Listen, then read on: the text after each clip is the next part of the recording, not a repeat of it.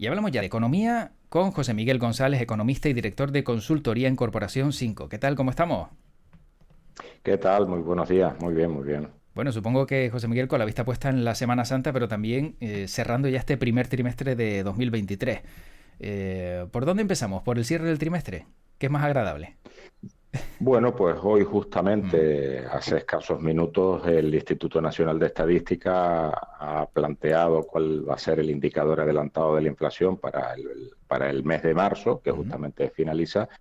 Y bueno, hay un cierto respiro tanto en la inflación general como en la inflación subyacente, no tanto porque haya una mejora ostensible en la evolución de los precios, sino sobre todo porque lo que sucedió principalmente en el mes de febrero y marzo del pasado año, con el comienzo de la invasión de Rusia y la escalada bélica de Rusia en Ucrania, pues bueno, pues hace que comparativamente hablando lo que sucedió en un año fue mucho peor que lo que este, mm. pero se siguen teniendo síntomas de preocupación económica, sobre todo, repito, derivado de la inflación, que al fin y a la postre es un impuesto invisible que nos va empobreciendo poco a poco todas las capas de la sociedad. Pero entonces con este indicador vamos a ver que los precios van a soportar menos peso, que vamos bueno, a no tener que pagar tanto por la cesta de la compra, por ejemplo.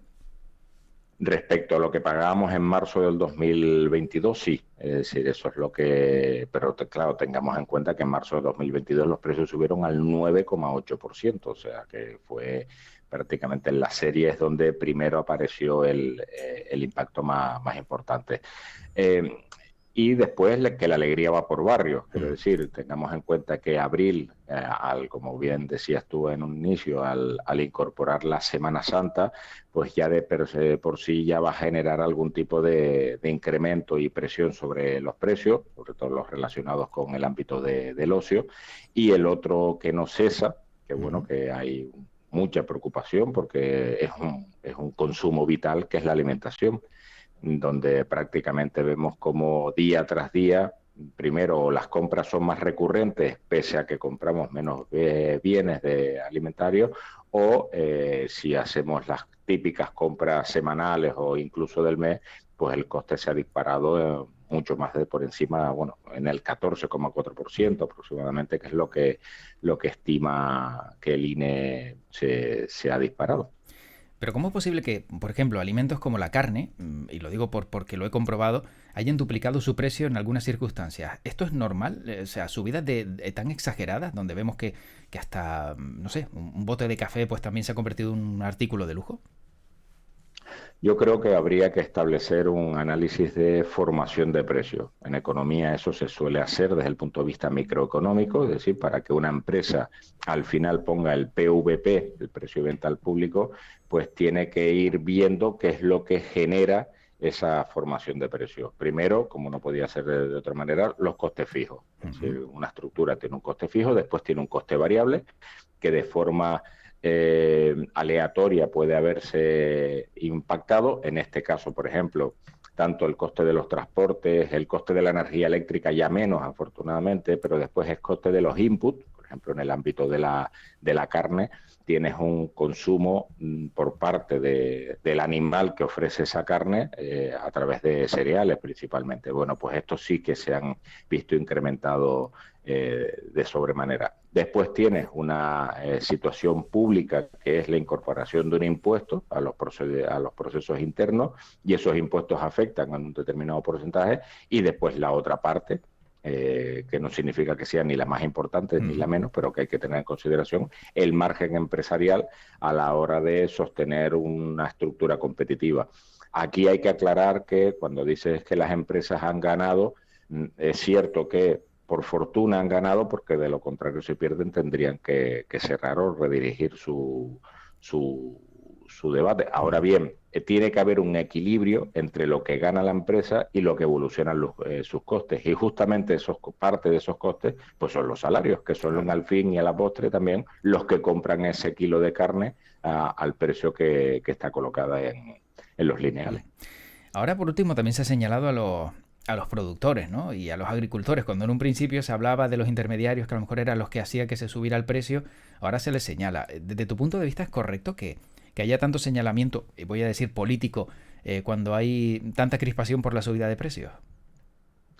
Yo creo que señalar sin buscar, sin analizar lo que decía antes, la estructura de formación de precios es violencia gratuita, llamémoslo así, es decir, es enfocar la responsabilidad como si quien gestiona los mercados no tuviera posibilidades de plantearlo. Yo cuando desde la administración pública se señala a que hay un margen de beneficios X o que hay un precio Y, bueno, al fin yo creo que cada cual se tiene que dedicar a lo suyo, como decía antes. Es decir, yo tengo que analizar mi presión fiscal y mi presión fiscal ofrece un determinado porcentaje sobre los precios finales. Por ejemplo, desde el punto de vista de lo que genera el Producto Interior Bruto, aproximadamente un 10%, por redondear, es algo menos, un 9,7, pero por redondear un 10%, son impuestos, es recaudación. El resto es valor añadido de los sectores. Bueno, pues si yo quiero que el resto de sectores económicos puedan mejorar, porque al fin y a la postre también el entorno institucional lo que intenta buscar es esa mejora, pues bueno, pues al final lo que tengo que hacer es modular esa presión fiscal. Y si no lo quiero modular a través de la presión fiscal, puedo hacerlo a través de los márgenes empresariales con dicha presión fiscal.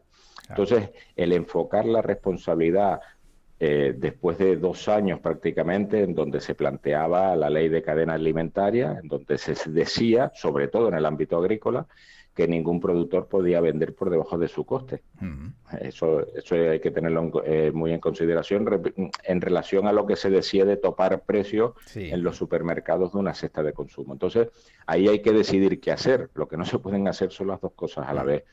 Y centralizar esa circunstancia, bueno, pues los productores dicen que no son, los intermediarios dicen que no son, los márgenes de beneficio dicen que no son, pero al final el consumidor sí que está pagando mucho más por esos bienes y servicios, y hay una excusa perfecta, que es una invasión bélica en el corazón de Europa. Has dado la clave, ¿no? Hay una excusa perfecta. Bueno, por aquí hacen una pregunta interesante, José Miguel. Dice, primero Laguncho saluda, buenos días, y también Nob desde México dice, ¿y qué se puede hacer para bajar la inflación de manera clara? No existen soluciones, primero, ni sencillas, ni únicas, ni unilaterales. Eso es lo primero que hay que tener en consideración. La evolución salario-ganancia, por colocar eso desde el punto de vista microeconómico en el seno de las empresas, tiene que provenir de la negociación colectiva. Es decir, eso es algo innegable, ya sea territorial, sectorial o incluso en el seno de cada una de las empresas. ¿Por qué? Porque si fuera inocuo el poder seguir incrementando salarios o si fuera inocuo el poder incrementar un margen de beneficio, pues no pasaría absolutamente nada, porque no se daría un juego de suma cero. Ahora bien, si suben los costes, baja tu competitividad. Y el margen de beneficio es una parte de la formación de los precios, es decir, es una parte justamente de los costes y los salarios también. Entonces, la mejor solución en el ámbito microeconómico, repito, es la de establecer cómo poder compartir, pues, o bien los beneficios del crecimiento o los costes del decrecimiento, y a partir de él la negociación colectiva, porque, repito, no puedes tener empresas que pierdan dinero, porque al final esas empresas están abocadas a cerrar, y no puedes tener empresas que ganen muchísimo dinero con el empobrecimiento de sus trabajadores, porque al final no van a tener demanda objetiva a la hora de poder consumir. Y el otro lado está la administración pública, el ámbito macroeconómico. Y entonces es cierto que desde el punto de vista macroeconómico tienes, como decíamos antes, la modulación de determinados tipos de impuestos, bien, un análisis quirúrgico que se demandaba, recuerden, desde el año pasado, y se negaba de forma taxativa que no se iban a modificar, y de hecho sí se modificaron. Antes de que finalizara 2022 ya se había eliminado el impuesto de electricidad, el tope del gas, y después con posterioridad el IVA sobre los alimentos. En Canarias, pues bueno, pues hemos sido algo más tímidos, hay que reconocerlo. Se ha incrementado la recaudación, pero eso no ha significado en un descenso de la presión fiscal. Y el otro lado es el entorno institucional, que parece que no, pero esos costes invisibles, burocráticos de gestión, que hacen que formen parte también de la cadena de valor de una empresa. Es decir, si nosotros, para poder incorporar una actividad productiva, tenemos muchos inconvenientes, pues o bien lo hacemos de forma menos competitiva o simplemente nos desincentiva a la hora de poderlo poner en el mercado. Por aquí dice también Laguncho, dice, el problema es la avaricia de las empresas que ya no quieren bajar precios a sabiendas de que pueden hacerlo. ¿Pueden hacerlo?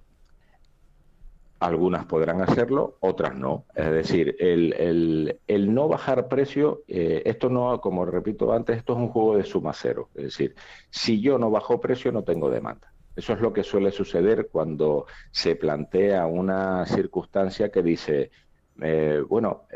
quiero que todo el mundo tenga una mejora en su poder adquisitivo, mejora en su salario, pero no en mi empresa, porque justamente en mi empresa sería un incremento de los costes. Claro, eso sería lo deseable, que los demás tuvieran un alto poder de compra, pero que mis costes estructurales empresariales fueran los más bajos del mundo. Bueno, eso es el modelo de China, por ejemplo, en donde plantea una rebaja sustancial de los costes laborales y por eso son tan competitivos.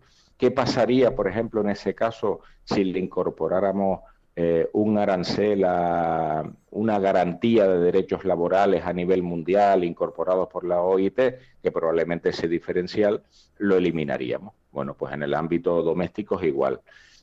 Habrán empresas que puedan bajar y otras que si bajan no son competitivas. Y vuelvo a repetir, las empresas existen porque son competitivas, no Claro. son circunstancias ajenas a querer invertir unos recursos. Ahora bien, esa avaricia, esa posible avaricia, puede convertirse al final, no, se convierte en un boomerang que hace que no tenga a nadie que consuma sus bienes y servicios y por lo tanto, pues bueno, para eso es o cambias el nivel de mercado al que accede, a lo mejor pues la peluquería de barrio si pone precios muy altos termina por no poder cortarle el pelo a nadie, o ampliar y generar otro tipo de servicios para ampliar la demanda y que haya un segmento de demanda que sí es capaz de pagar esos precios. Si no, de lo contrario, repito, pues desaparecerá. Claro. También depende de los gastos, dicen por aquí, de la empresa, ya que no es solo la materia prima, sino muchos otros gastos que como no estamos en la empresa no las vemos, como tú bien indicabas también antes. Y también dicen el aceite de oliva no ha bajado y que alguien me explique cuál es la excusa.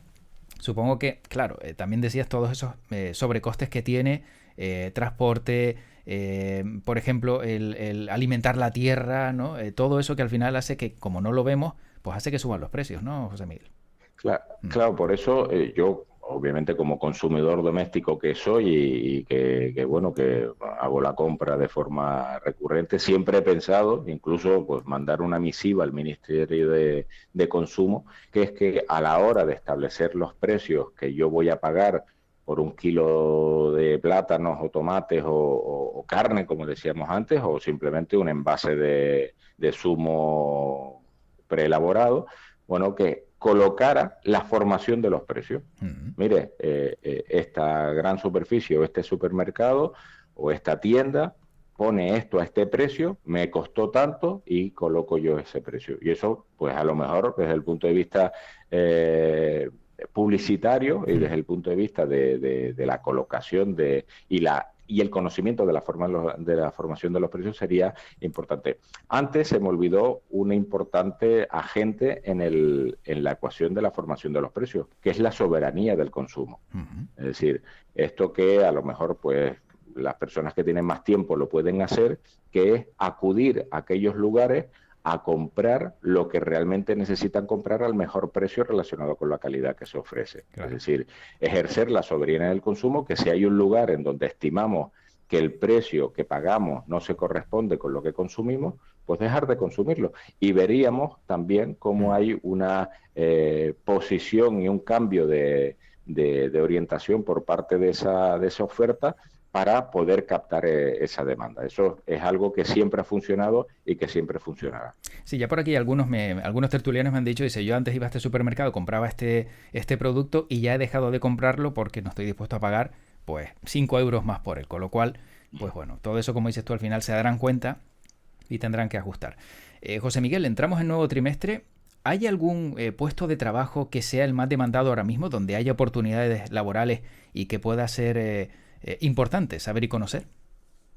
Bueno, a corto plazo, que empieza este sábado, podríamos decir, pues bueno, todo aquello lo relacionado con la hostelería, el transporte, la logística, el comercio, la restauración, justamente porque tienes una gran mandíbula, como es la Semana Santa, que incorpora pues incrementos en la contratación de ese tipo de características. ¿Por qué?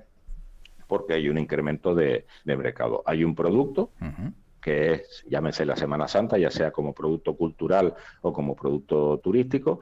Hay una oferta, bien, que es la oferta, pues bueno, pues toda la que los tejidos productivos relacionados con el ocio. Y después hay una demanda, es decir, y justamente como van a haber incrementos en esa demanda, a muy corto plazo van a haber incrementos también en las contrataciones, si no lo están siendo ya.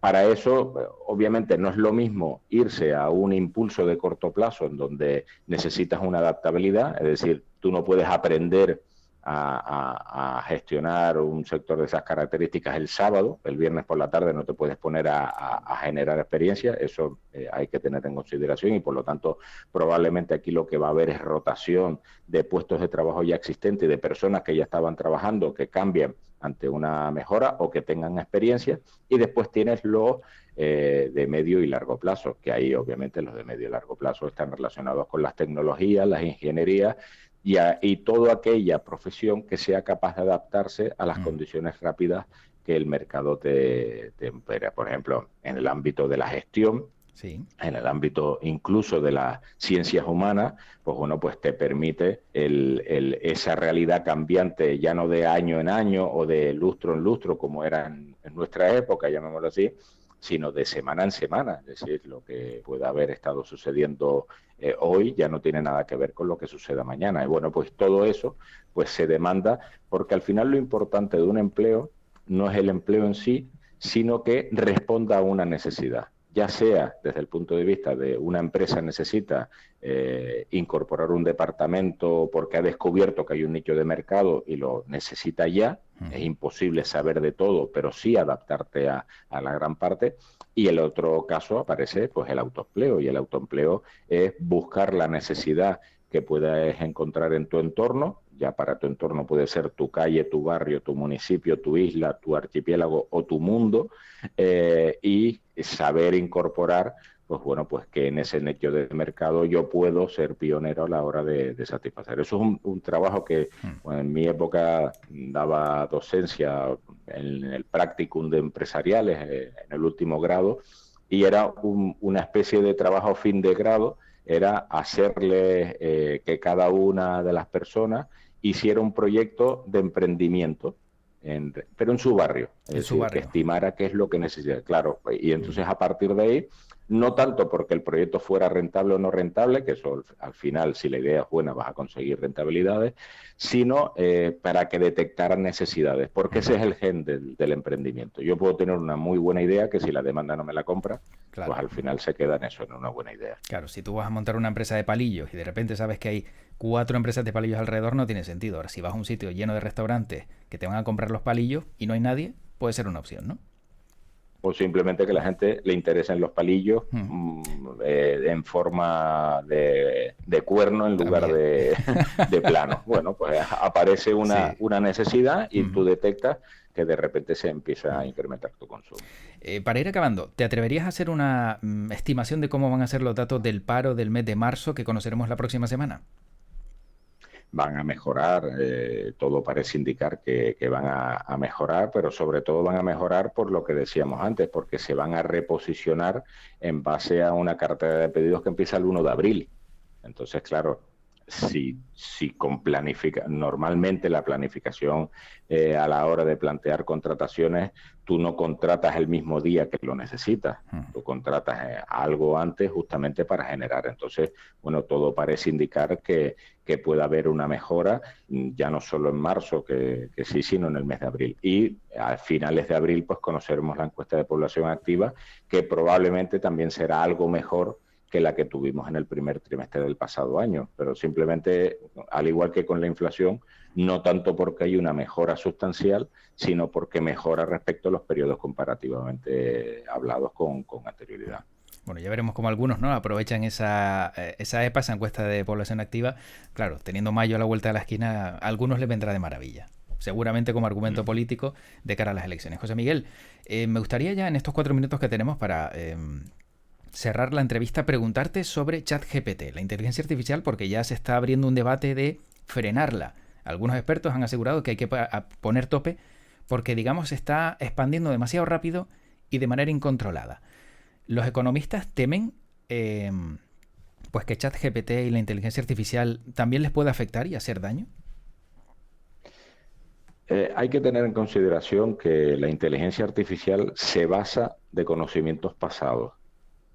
Es decir, lo que es un gran buscador, y ese gran buscador sabe conjugar todos los términos en que tú le incorporas, y a partir de ahí pues te establece un relato, perfecto o no, relacionado con la calidad de la información que haya cogido, que haya podido tomar de todas las redes. Pero al final lo que se trata es de un scrapping a nivel mundial de consideraciones de esas características a la hora de emitir un juicio. Ahora bien, la condición humana de generarle valor, de generarle interpretación, de generarle ideología, probablemente llegará un momento en que yo creo que no, bueno, no lo sé, pero espero que no, pero simplemente espero que no, porque entonces la condición humana deja de ser humana, que esa inteligencia artificial le incorpore ese valor añadido que los humanos sí le podemos dar.